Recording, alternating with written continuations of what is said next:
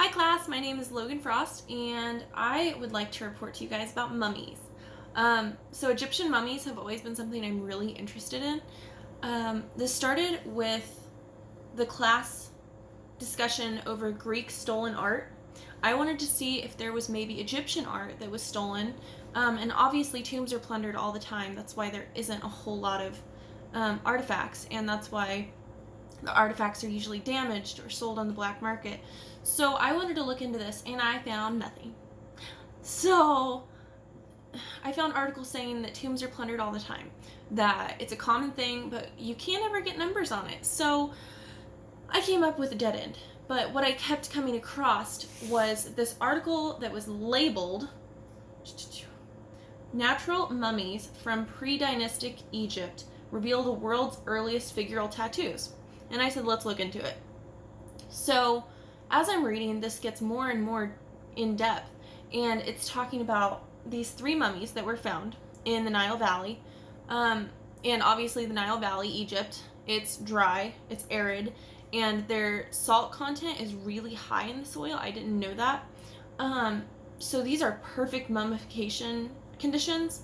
So these people died, their tribesmen buried them, and they just happened to mummify really well. They were just in the ground, mummified perfectly. They were found in a fetal position. There were three, and 5,000 years old. These are 5,000. That's pre-dynastic Egypt. That is before Egypt ever existed.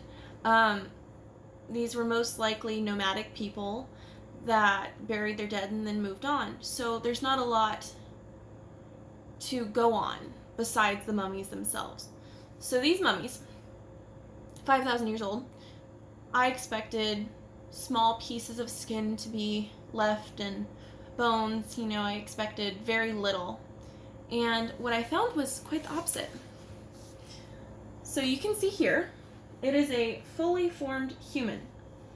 It looks like a zombie, but you can definitely tell it is a human. This is the male. There was a male and a female with tattoos found. This is his main tattoo. It's on his shoulder. You can kind of see it there. And here's a picture without the special camera imaging. The upper picture is with the special imaging so that you can see his tattoo better. So that's the male. And this is a very important find because they hadn't found any males anywhere near this old with tattoos. So they assumed that it was strictly a female art, right? Which is neat in itself, but obviously not. The female was found also very human-like. It just looks like an emaciated human with these 4 S's on her upper shoulder, almost by her clavicle. And then this rattle, which you can see is pointed to, is on her upper bicep. So what do these mean? Why are they there? So the male, I'm going to scroll up and show you again. If you really look at this tattoo, it's hard to see, but these are horns, these are legs, and there's a tail back here you can see. You can see it better up here. But these are supposed to be some kind of cattle or sheep. So in their culture, it's suspected that cattle and sheep are a masculine strength symbol. So it makes sense that that would be on a male mummy. On the female, these 4 S's have been found on clay figurines from the same time period, and it has been hypothesized that they are birds, and these birds signify freedom and the afterlife, because they can fly to the afterlife, supposedly. And this little L tattoo is supposed to be a rattle.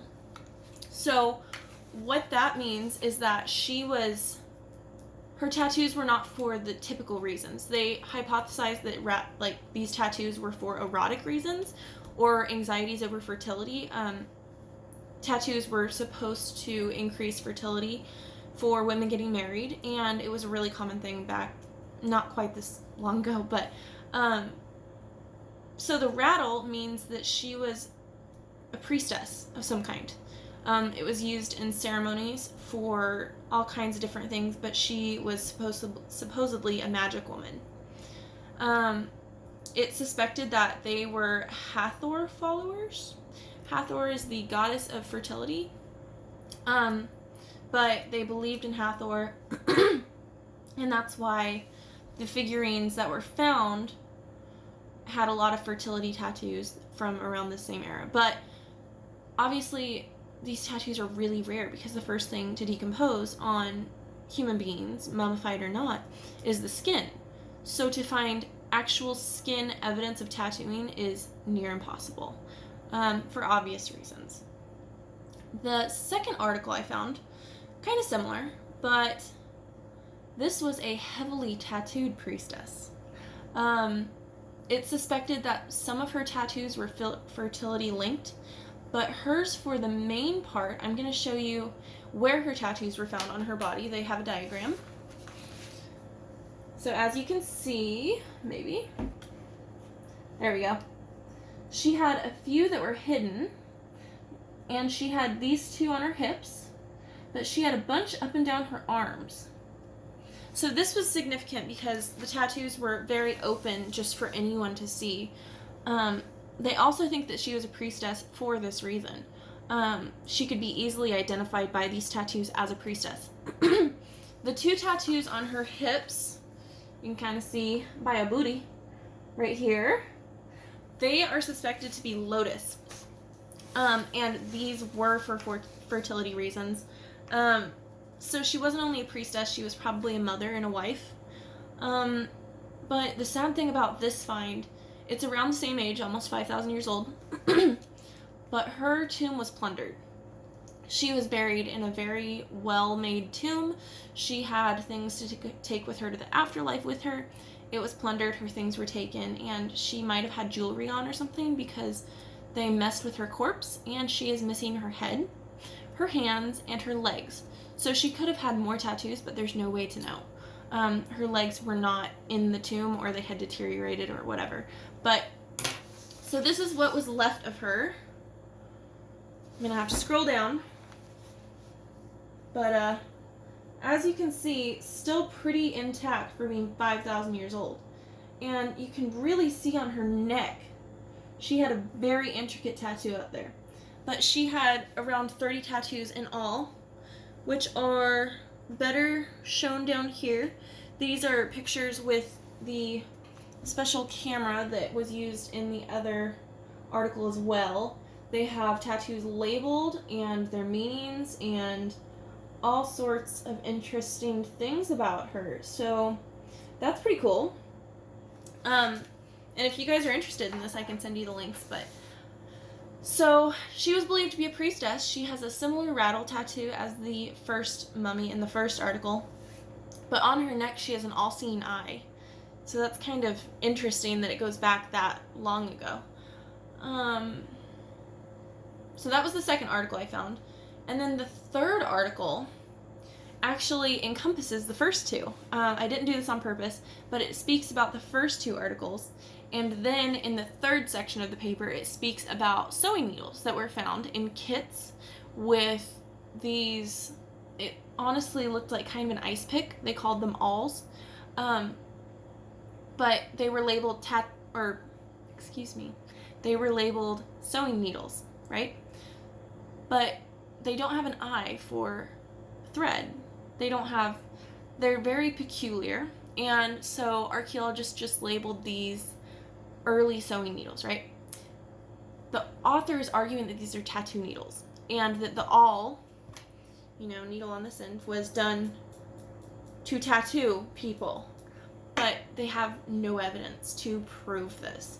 The way to prove this would be to test the needles for carbon on the tip from people's skin and also from the ink. But this hasn't been done, and honestly it should be, because it's kind of interesting to think that these needles might have been for tattooing and not for sewing. This can show that these mummies that are 5,000 plus years old are in fact tattooed, that it's not just a birthmark or a scar, which, as you can see, they didn't look like scars or birthmarks, but it's just another nail in the coffin to prove that tattooing is much older than we ever expected. And we have proof of it. The fourth article I found, again, I did not do this on purpose, is a chapter out of a book by a professor that encompasses all three of my previous articles. It's a literature review of the three, where she basically begins saying that tattoos were hypothesized to be this old, but we have no proof of it until now. It talks about the mummies that were found and the importance of finding a male mummy as well as females. And then it talks about how these needles need to be tested for carbon on the tips, and it just does a really good job of summarizing everything that was found. So if you want to learn about mummies and their tattoos, I can send you the articles, but it was actually a really fun project, and I'm glad I did it. So have a good day, guys.